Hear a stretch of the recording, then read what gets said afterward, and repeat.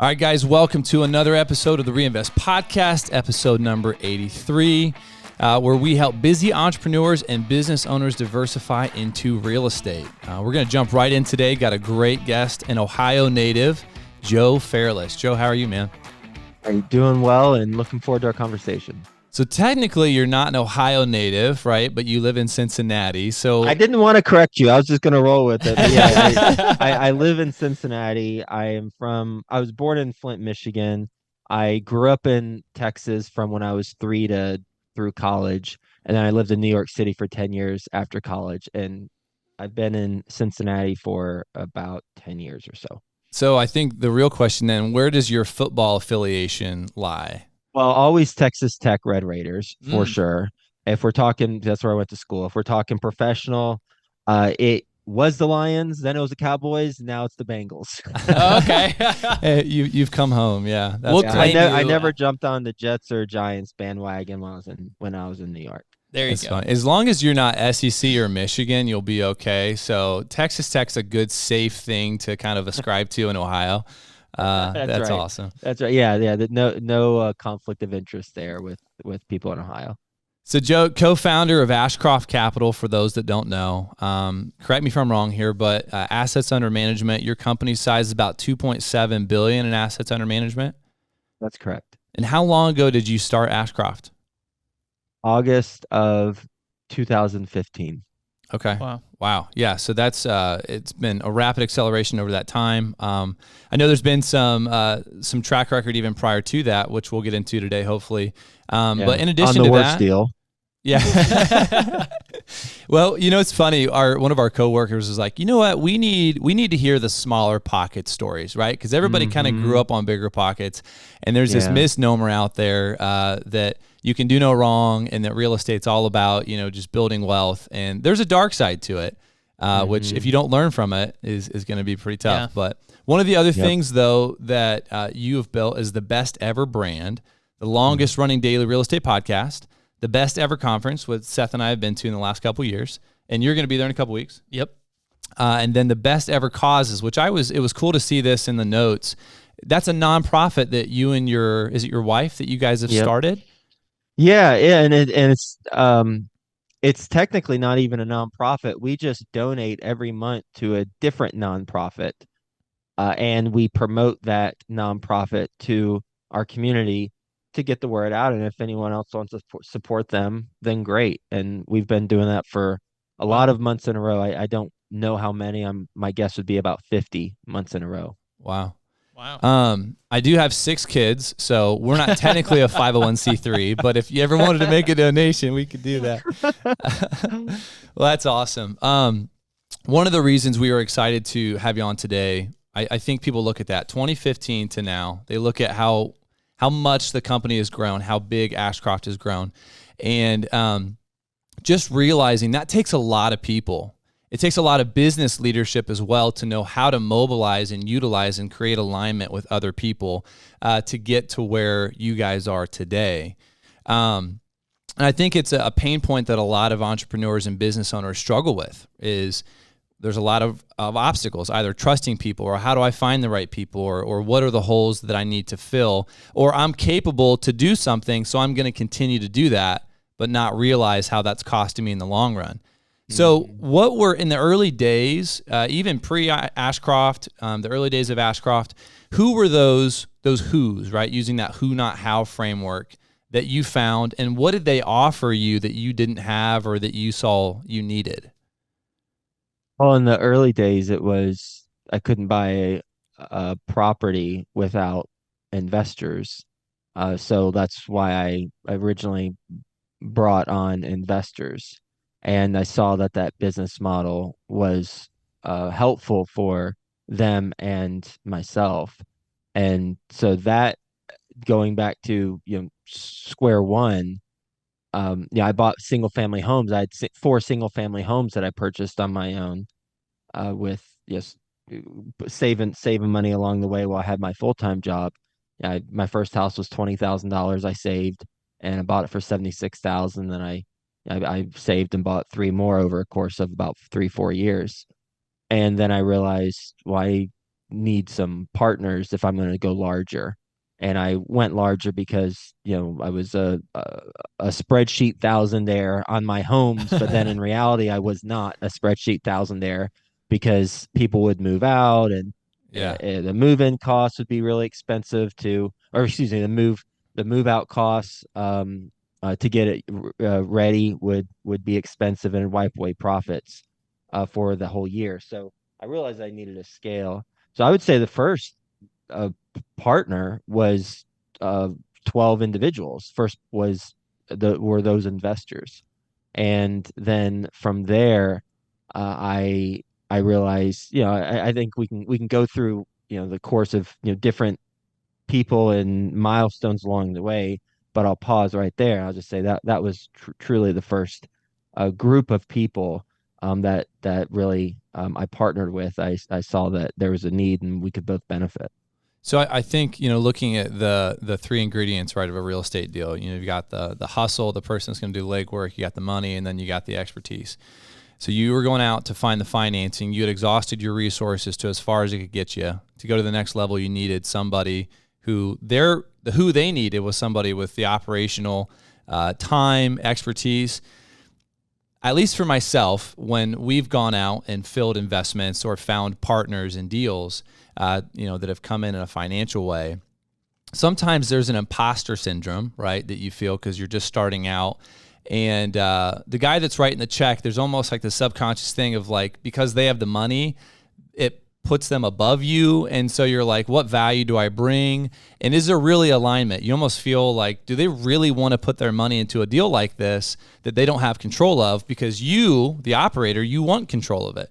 So what was the feedback that you got from those investors that convinced you there are a segment of people out here that are looking for these kind of opportunities that can't do it themselves? I was While I was investing in those four single family homes, I was teaching a class, and I was living in New York City at the time. I was teaching a class to people in my spare time, how to make money in a market you don't live in. So how to buy cash Mm. flowing properties in a city you don't live in. And all my properties were in Dallas, Fort Worth, and I was living in New York City. And one of my former bosses at the time attended the class, and he said, "This makes sense. These $70,000 homes, I can buy it, get cash flows, couple $100 a month. Cool. Uh, but if you ever do something larger, and I don't have to deal with all this, but I can still benefit, let me know." He said it in so many Wow. words. And Interesting. I thought, I heard that from two people.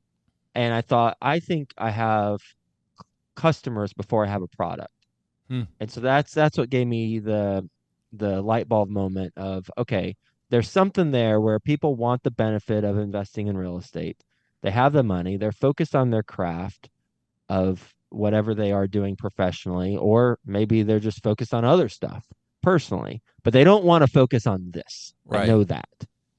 So maybe there's something there. And that's when I started teaching myself how to buy apartment buildings and how to underwrite them and how to find them and how to execute a business plan. So this would be a good segue then into kind of the next evolution of your, real estate investing. Did that take you into Ashcroft, or did you do some things outside of that pre-Ashcroft with some larger multifamily investments? I did those four single family homes as a individual. Then I did one syndication as an individual. And that was the first one after my former boss said, "Hey, do something larger, let me know." That's when I did one syndication. It was just, I put it together. I did the whole thing myself. I didn't know my current business partner now. At the time, I didn't know him. And that was a 168 unit property in Cincinnati, Ohio. And that's where I made every mistake in the book. And you know, I know we're talking about the small pocket segment later, so maybe I won't get into it, all the details, since we'll be talking about it in a little bit. But that was the first deal and the only deal I did, only syndication deal I did prior to starting Ashcroft with my now business partner Frank. So did your experiences, sorry, I'm smiling, not at your pain, but kind of at your pain. We can It's laugh about it important. Yeah, now. that's fine. We can talk about it now. Well, I'm saying we can laugh about it now because of Oh, where you are. It'd be a little bit different if that like puts you under. So well, you know what? What I've embraced now is if we're gonna laugh about later, why not now? yeah, And you know, it's easier to say in a podcast as a quote than it is to live it and embrace that that's the philosophy. truth. But um, it does give the perspective that is required in order to get through those moments. And um, yeah, it's a challenging time, but I always say when we go through challenging times, make sure that they're leaving a scar Mm, because as human beings, it is in our nature to go through a challenge and then minimize um the challenging nature of it 10 years later because it's like, yeah, I think that was hard, but I don't remember. Yeah, I know it was a terrible thing, but you truly don't yeah, remember how hard it was unless you were 10 years prior living right. through it. And so what I do is I make sure when I go through a challenge, it leaves a scar. What I mean by that specifically is I will have a constant reminder of it as I go through life. Mm, One, I'll give you two tactical examples. One, I do a daily journal. I've been doing mm. a daily journal since 2015. We're coming up 10 years now of a Wow. daily journal. I've probably missed 15 days a year each of those 10 years. So I'm in Wow. pretty regimented on it. So one, I can go back and read the emotions that I was experiencing at that time, and that helps me now because if I ever get fat and happy now, I can go back and I can look at that. The second is my oldest brother made a deck of cards with the property name on it that I Oh, did wow. poorly on. And I have a deck of cards I play with. Did you ask him Uh, to make that for no, you? he did. No, I didn't. But and I wasn't welcoming as much for the to the deck of cards at the time when I received it, but now I'm glad I have it because it's got to leave a scar. We Yeah. got to remember what we went through so that we don't repeat it later. Oh wow, Yeah. that is well, that's battle tested advice there. I think what's ironic is there's people that have gone through the hard times, and they don't necessarily have the perspective that you have now, because they did minimize it, and maybe they didn't. You know, they've almost framed it or justified things in such a way for them to cope and move past it, but maybe they didn't extract out those lessons they needed to. That's good. That's So unfortunate because it will repeat for them, and it will repeat until they embrace it. It's a gift, and it's a gift that you need to document and remember the pain that was associated to it, and also the pleasure of getting through it and not going through that again. yeah. So did that Cincinnati investment that you did kind of privately on your own, without you didn't have your current business partner? Didn't know. That experience, did that then cause you to start looking for a set of who's or Yeah. somebody that you could link arms with? And in what ways did it expose that or cause you to do that? Yeah, I mean, the way it exposed it is I knew I sucked at execution of a business plan as it relates to apartment investing because that wasn't my area of expertise. I mean, I was the youngest vice president of a New York City advertising agency. Right. I was not the youngest vice president of a New York City property management company. I didn't have the expertise, and when you're buying, tens of millions of dollar apartment communities, my first one was 6.35, I think 6.35 million.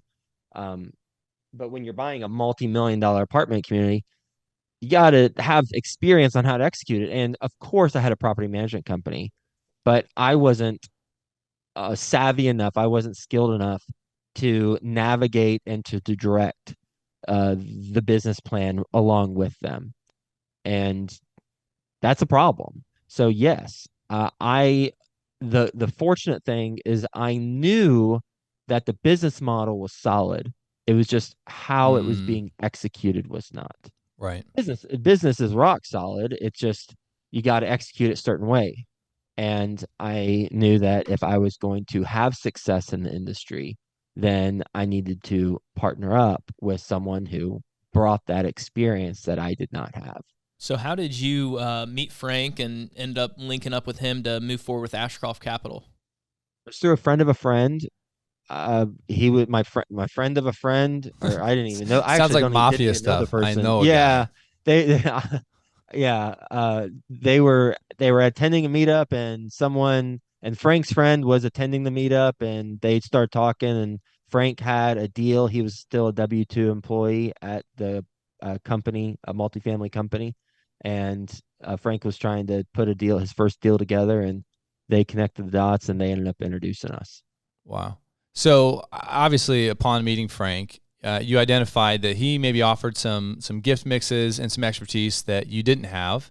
Hmm. Um, so a lot of entrepreneurs and business owners, they get to a point where their growth and their success in business necessitates them to trust and rely on somebody else, be it a partner, an employee that's a key employee. So Sure. how did you go through that at the beginning? Was that easy for you? Was it hard for you? What were the, like, how'd you manage expectations? Well, fortunately, with real estate, we can do it on a deal by deal basis. Right. Versus if we're, doing the next, startup Facebook together, Right. then it's like, well, that's your idea, and if your partner doesn't work out, then you've got to buy him or her out and Yeah. maybe start another company that's similar to it or whatever. Yeah, so it was just deal by deal. We just, we got along really well on the first deal, and it went well.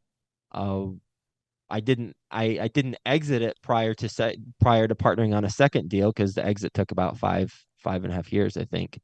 But 16 months after we purchased the first deal, we bought it for 14.1 million and it appraised for 21.6 million about Wow. 16 months later. And then we did a refinance and returned about 40-50% of investor money. And I was like, this is how it's supposed to work. You're like, this is what we were Okay, missing. this is the business plan that I Wow. had thought was possible. Um, so So the yeah, light bulb went off though when you did that, like proof of concept, not just that the business plan is a good idea, but we have the ingredients of a good team here to replicate this and do it again. that's correct. Yeah. So I did want to ask this question. As the company grew, 2015, I think a lot of business owners are faced with this as well. Your company grows, your role with the company grows as well, and it evolves because it requires or needs new things from you as the leader. So, Hmm. what were those areas as you guys began to scale that you were pushed into kind of out of necessity from a leadership perspective, skill sets?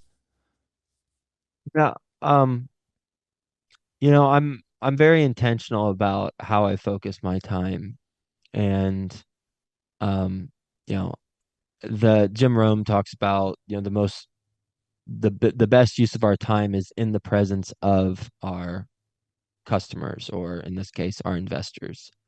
And because my role is to help with bringing in money, and then also to help oversee other aspects of the business, marketing and investor services and investor relations, and other things too. I'm involved on the business side, and so how I focus my time, it's interesting when you said you get pushed into areas that I didn't think I'd get pushed into. I don't really remember it that way. It hasn't really transpired that way. It's actually the opposite. It's actually, as the company grows, I've been more refined in Mm, my focus, because I've been promoting up the people who are on my team, and I have fewer internal calls wow. as the company grows, because the people on my team are elevated. I'll give you an example. Um, the person who she was um, working on investor services, and she was on the admin side when we started. she's now overseeing investor relations, investor services, and marketing, and she reports directly into me. Wow. Wow. And uh, yeah, that has allowed me to focus more on the big picture, and allows her to focus on, we do quarterly reviews, to do all the quarterly reviews, because I did find myself doing, you know, 8 quarterly reviews every quarter. As soon as you finish the Right. quarterly reviews, you're getting the feedback forms for what this quarter results are. It's like, geez, Right. it's just like a never ending cycle. So I realized that something had to change. So it's actually, the more we've grown, the more focused I've been. Wow. Yeah. Hmm. All right, we're going to jump into our smaller pockets segment real quick. So, Joe, go ahead and tell us about one of your worst deals. You alluded to it, that Cincinnati deal. Kind of what went wrong quickly, and what did you learn from it? What went wrong? Everything that I did went wrong. So specifically, it was 97% occupied when I purchased it. The owner said, "Hey," at the time prior to purchasing it, he said, "Well, you want it to be 100% when will you buy it?" I was like, "Yes, please." He said, "Okay, great, What a 100%." nice guy. He's that nice guy, totally altruistic motive, and he ended up filling those units with people from the homeless shelter who couldn't pay, and Dude. then those down units were then occupied, so I didn't inspect them, and so then, of course, surprise, surprise, they didn't pay rent whenever I took over the property, and plus they're living in, not a good condition apartment. And so it cost me about 15K per unit to get them rent Oh. ready. And I was behind the 8 ball out of the gate. And Did you so have to go through a yeah, lot of evictions on that? yeah, it went from 90% to 70% Ooh. physical occupancy, and economic as low as like 60% And I thought Man. I was buying a turnkey property. I made all the Wow. mistakes in the book, and um, when you don't budget for that, and that's a problem. So that's what went wrong, among many other things, and all of it's my fault because I'm the one who chose to do the property, and I didn't have the right skill sets to begin with. It lost money. I paid back investors plus 14% annualized return out of my own pocket over a period of 2.5 years after we sold the property. Wow. And I learned uh, sometimes um, the problem is too large for our current skill set and Mm. connections, and we've got to cut our losses and move on because the opportunity cost is really pricey if we don't. Oh, wow. There's a lot there. So we'll have to unpack that one at another time. But that's great. That's great. So just closing here, what's been one of the best resources in your business development? Mm,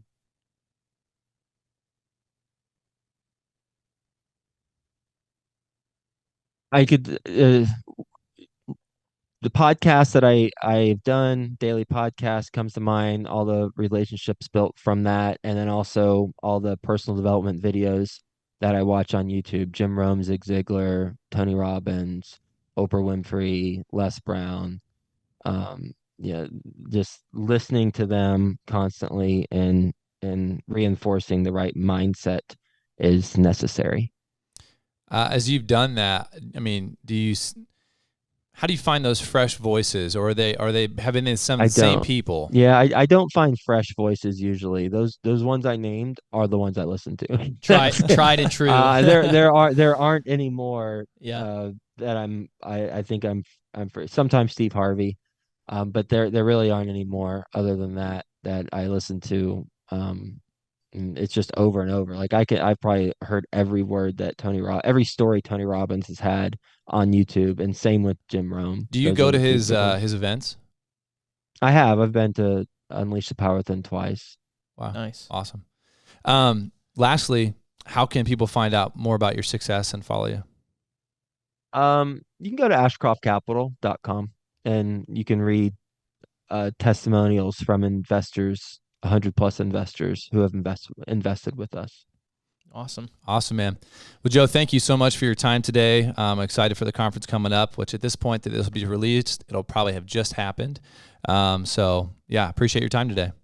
Well, in that case, it was great seeing you at the conference, Seth. Yeah. All right. Thanks, Garrett. Thanks, Seth. Thank you. As always, excited that you joined us for another episode of the Reinvest Podcast. Stay tuned every Tuesday for new episodes.